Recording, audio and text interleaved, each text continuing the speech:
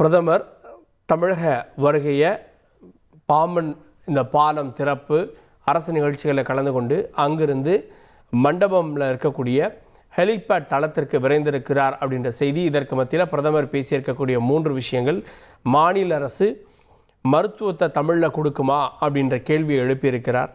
தமிழில் கையெழுத்தாவது போட்டு அனுப்புங்க அப்படின்னு பிரதமர் குறிப்பிட்டிருக்கிறார். பிரதமருக்கு எழுதக்கூடிய கடிதங்கள் ஆங்கிலத்தில் வருது, கையெழுத்தும் ஏன் ஆங்கிலத்தில் வருது அப்படின்னு மொழியை தூக்கி பிடிக்கிறீங்க அப்படின்ற அந்த விவகாரங்களை மறைமுகமாக சுட்டிக்காட்டி பிரதமர் இந்த மாதிரி கேள்வி எழுப்பியிருக்கிறார்.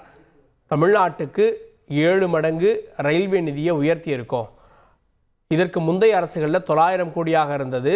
காங்கிரஸ் அங்கம் வகித்த அரசில் இன்றைக்கி 7 மடங்கு உயர்ந்திருக்கு. ஆனாலும் சில தமிழ்நாட்டில் அழுதுகிட்டே இருக்காங்க அப்படின்னு மறைமுகமாக அரசியல் குற்றச்சாட்டுகளை பிரதமர் முன்வைத்திருக்கிறார்.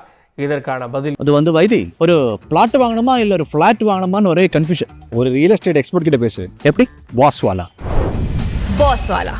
பி தி பாஸ் என்ன அப்படின்ற விஷயங்களை கூட திமுக தரப்பிடமிருந்து கேட்டு பெற்றோம். அதே நேரத்தில் இது பாஜகவுடைய நிறுவன நாள் கூட.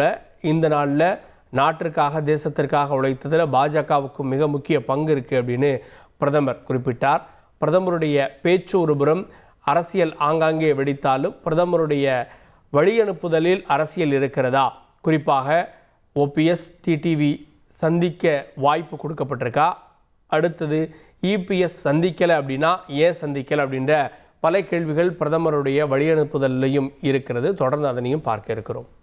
பிரதமர் அரசு நிகழ்ச்சியில் முன்வைத்த 3 குற்றச்சாட்டுகளை பார்த்தோம். தமிழகத்தில் மாநில மொழியில் தமிழில் ஏன் மருத்துவத்தை கொடுக்கக்கூடாது, ஏழை மாணவர்கள் மருத்துவத்தை தமிழில் படிக்கக்கூடாதா அப்படின்னு பிரதமர் கேட்டு மாநில அரசுக்கு கோரிக்கை விடுத்தார். அதே போல் 2வதாக தமிழில் கடிதம் வரக்கூடியதெல்லாம் ஆங்கிலத்தில் இருக்குது, கையெழுத்துமே ஆங்கிலத்தில் இருக்கணுமா, ஏன் தமிழில் இடக்கூடாதா அப்படின்னு கேட்டார்.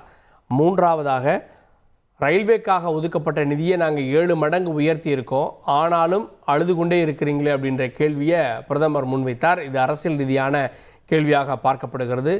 மறைமுகமான அரசியல் குற்றச்சாட்டுகள், குறிப்பாக மாநில அரசை திமுகவை நோக்கி பிரதமர் எழுப்பினாரா அப்படின்ற கேள்விகளும் கூட பார்க்கப்படுகிறது. இது ஒரு புறம். மற்றொரு புறம் பிரதமருடைய வருகை, அதன் பின்னணியில் இருக்கக்கூடிய செய்திகள், அரசியல் செய்திகள். குறிப்பாக பிரதமர் வர்றப்போ யாரெல்லாம் வரவேற்றாங்க, போகிறப்போ யாரெல்லாம் வழி அனுப்பி வச்சாங்க. அதை தாண்டி விமான நிலையத்தில் மதுரைக்கு போகிறாரு. மதுரையில் பிரதமரை ஓபிஎஸ் சந்திப்பாரா, தினகரன் சந்திப்பாரான்ற கேள்விகள்லாம் மறுபுறம் எழுந்திருக்கு. குறிப்பாக அதிமுகவோடு கூட்டணிக்கான பேச்சுவார்த்தைகள் போயிட்டுருக்கு அப்படின்னு சொல்லப்படக்கூடிய இந்த வேளையில் அதிமுக பொதுச் செயலாளர் ஏன் சந்திக்கலை அப்படின்ற கேள்விகள். அதன் பின்னணியில் அண்ணாமலை மாற்றம் இடம்பெறலையா? அதன் பின்னணியில் அதிமுக மற்ற கட்சிகளை கூட்டணியில் சேர்த்துக்கொள்வதில், குறிப்பாக விலகி சென்றவர்களை, பிரிந்து சென்றவர்களை கூட்டணியில் சேர்த்துக்கொள்வதில் பேச்சுவார்த்தை நடக்கிறதா, அதில் சிக்கல் இருக்கிறதா, ஏற்றுக்கொள்ள மறுக்கிறதான்ற பல கேள்விகளும் இடம்பெற்றிருக்கிறது. அரசு நிகழ்ச்சிகளை முடித்துவிட்டு அடுத்த பயணத்திற்கு தயாராகிவிட்டார் பிரதமர். ஹெலிபேட் தளத்தை நோக்கி பிரதமர் சென்று கொண்டிருக்கிறார் அப்படின்ற தகவலும் கிடைக்கப்பெற்றிருக்கிறது. செய்திகளை உடனுக்குடன் தெரிந்து கொள்ள உடனே சப்ஸ்கிரைப் பண்ணுங்க.